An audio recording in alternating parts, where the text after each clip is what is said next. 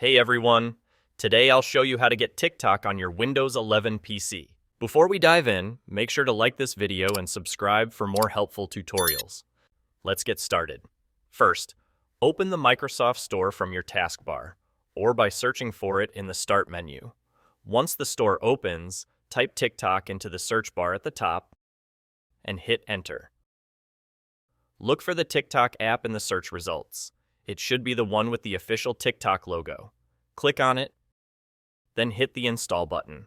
The download will start automatically.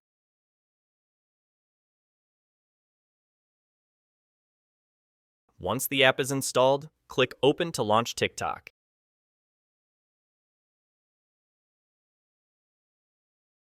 You can log in with your account or sign up if you're new.